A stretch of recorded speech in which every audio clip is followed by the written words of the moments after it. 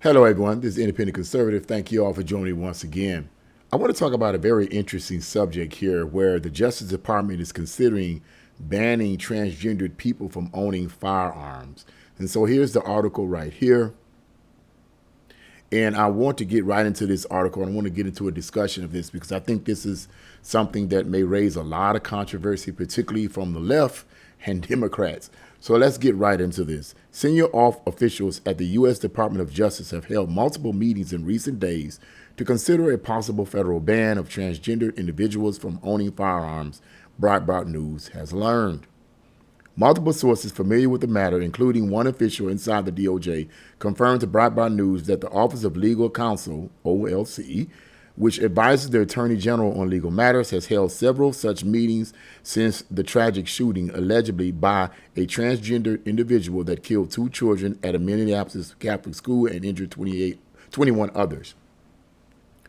This legal question of banning firearm ownership for transgender individuals would focus on whether these people suffering from gender dysphoria are in fact mentally ill and therefore should be denied firearm ownership while they are unstable and unwell. It would be a major escalation to see the federal government curtail Second Amendment protections for a big group of people. But in the case of transgender people, it is a place that many believe makes sense, such as Turning Point USA's Charlie Kirk have said the government should do this. It says, quote, Democrats have called for common sense gun laws for a long time. This seems pretty common sense to me, a source inside DOJ told Breitbart News. I mean, it does seem pretty common. It does seem pretty common sense since some of these incidents have been done by transgenders. Quite a few, actually, down through the years have been done by transgenders. So the argument is a legit argument, but let's go further into this. While any decision is not yet final, the fact that these meetings are happening seems to suggest there may be movement inside the Justice Department under Attorney General Pam Bondi towards taking some kind of step here. Vice President J.D. Vance visited Minneapolis to meet with families of the children the transgendered alleged shooter murdered last week and with the recovering victims who lived. Vance's opponent in last year's election, the 2024 Democratic nominee for vice president and Minnesota Governor Tim Walz, has made Minnesota, quote, a trans refuge. And he said that.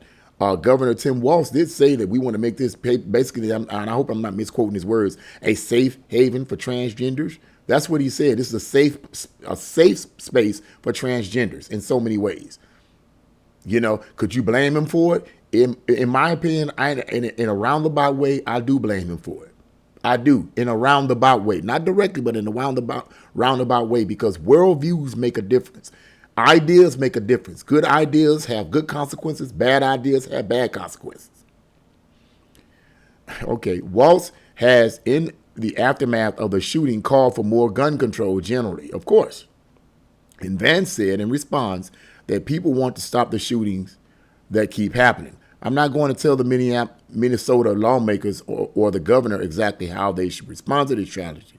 I think that there is a strong desire from across the political spectrum to do something so that these shootings are less common, Vance said in the article. So yeah, there's a legit argument there. And some people may be bothered by this because they may say this is government overreach, like the argument about the Trump administration sending the National Guard in Washington, D.C., and I think another city, was it Baltimore, I think? Not Baltimore. And the threat of sending the National Guard to Chicago, which some Chicagoans and people that live in Chicago, black people, okay, are in support of that. I've seen video after video after video of these black people coming out and saying, look, I want this to happen. Trump, do this, because it's just crazy here. Over the Labor Day weekend, over 50-something people were shot. 5 or 6 or 7 died. I mean, come on now. This is a common situation in Chicago. So I can understand some of the black people in Chicago crying out to President Trump to send the National Guard over there to curb some of this kind of nonsense. So And some people, and those of us that know the bigger picture, we know the bigger picture. I'm not going to get into the bigger picture of what this could be leading to, but I've always said this: don't give the elites a reason to take over. If you're committing all these crimes and acting crazy, don't give them a reason. Because what else are they going to do? Because people are going to look to the government. They're not going to look to God. They're not going to look to, they're going to look to the government to come in and save the day. That's how it's going to be. Okay, but anyway, this whole situation with the transgender, the push, or rather the talk and discussion of banning guns from transgenders, in my opinion, is a legit argument, because a significant number of these mass shootings have been committed by these transgender individuals. And this could allude to the idea that the injections that they're taking, the medication that they're taking to transform their bodies and so forth, could have an effect on their brain and could mess them up, and they could be it could lead to mental illness, which could lead to these mass shootings. It could be that.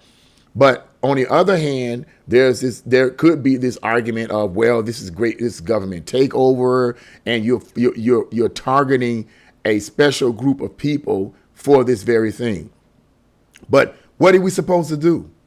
When you really look at it from a bigger picture mentality, what should we do? If people are crying out to the government to do something about these transgenders, these men that believe they're women and vice versa, and they're taking these medications, they're taking this type of stuff, and it may be having an effect on their brain, and they're going out and taking the lives, unaliving innocent children in the Catholic Church.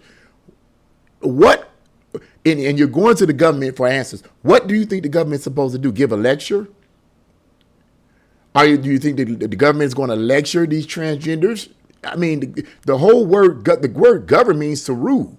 That's really essentially what it means, to rule. And if the government is not ruling in some capacity or some way, then it's not a true government.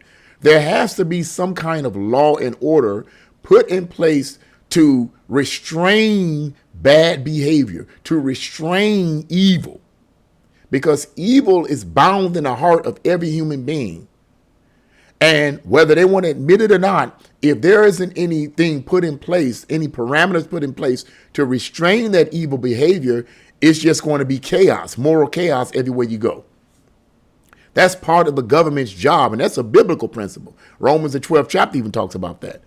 Okay, so and I'm going to quote here real quick. In Romans, the 12th chapter, the Apostle Paul even said that the government should be a terror to those that do evil, not to those that do good. In other words, if you someone is doing the right thing and you live in a moral life and you're a law-abiding citizen, the government, i.e. law enforcement, shouldn't be a terror to you. But if you are evil and you're a criminal and somebody just messed up in the head, then they should be a terror to you, meaning that the government is doing their job if they are terror to people who want to initiate terror upon other people. And unfortunately, a decent number of these transgenders, these men who believe they're women and transforming their bodies to make them look like women, are committing these type of horrendous crimes. And if there are not any laws in place based on what the government is initiating and putting in place that aren't bringing any terror to people that do these type of things, then what do you think is going to happen? The government should be a terror, if you will, to those who are doing evil. People should fear the consequences of bad actions. But one of the reasons why we keep having this kind of stuff going on is because there is no fear. There are no consequences to doing bad. There are certainly consequences to people who do good. When you are a person who believes in morals and values, there's negative consequences of that. We get slapped upside the head, figuratively speaking, for doing the right thing.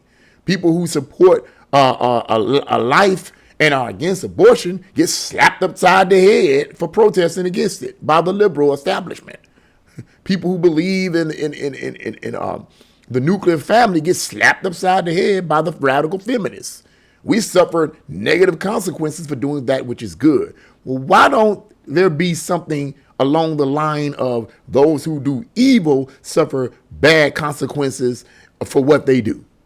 And that is putting laws in place that say, hey, if you do this, this is what's going to happen to you. Not, well, if you do evil and you take somebody's life or you assault somebody for no reason at all, basically, well, we're gonna penalize you by making you sweep the streets for about 2 weeks.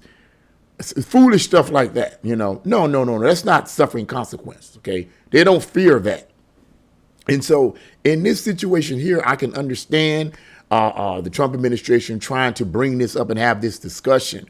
But it's not a very easy discussion because after all, people going to think this is government overreach, and it could lead to that, because if someone else gets it, say for instance, this actually gets passed and federalized, and somehow in every state they say, hey, transgenders cannot own guns. Okay, you can't own guns.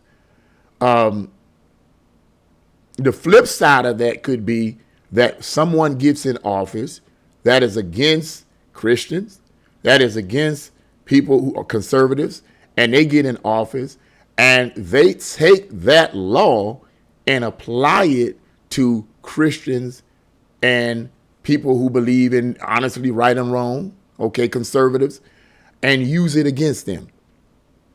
Ultimately, that may be what this could lead to.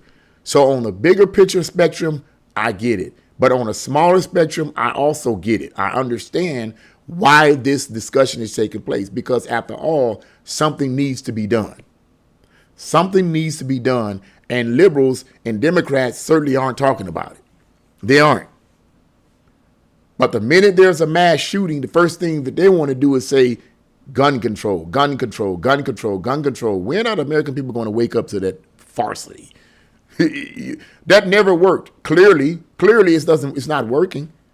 It's not working when you put all these parameters in place that make it difficult for people to, law-abiding citizens and decent-minded people, to own guns. Clearly, it's not working. Clearly, it's not, because transgenders have them. Transgender people who may be mentally ill have them. Criminals have them. What's the deal here? All the people that shouldn't have the guns have the guns. But at the same time, Democrats and liberals are making it more and more difficult for regular people to own guns. They're not taking the guns from them. They can't do that. But what they are doing is creating laws and red tape that make it harder for them to own them. You got to wait 1,000 years before you can get your own gun, because they got to do all these background checks and all this, which I understand, doing background checks, but it's to the point where it's almost like, man, what's the point in getting the gun if I got to wait 2 or 3 or 4 months to even get it? By that time, somebody may come to my house and rob me and take me and my wife or kids or whatever, while I'm waiting for them to go through all of this red tape. I mean, come on now. Meantime, the criminals, the thugs, the messed up people own all kinds of weaponry. It's easy for them to own it, or so it seems, but harder for people like you and I to own it, or so it seems. I'm just saying. I was bringing up a point. So I think this is a legit argument on the part of DOJ. I think it's a legit argument. Whether or not it's going to actually come to pass remains to be seen. So I just wanted to bring that out. I just wanted to talk about that a little bit. What do you guys think about this discussion of the possibility of federalizing the idea of preventing transgenders from owning guns? Do you think that's government overreach, or do you think this is a legit argument? I think it's a legit argument. Whether or not it actually is done or not, and it actually happens remains to be seen. But if it does happen, okay, on a surface level, I'm not mad about it. But on a bigger level, it could lead, if someone else gets in office who is a radical, liberal, communist, socialist, or whatever, it's going to be flipped and turned on its head. That's what I believe. I hope and pray that it never happens. I hope and pray another Democrat don't get in office.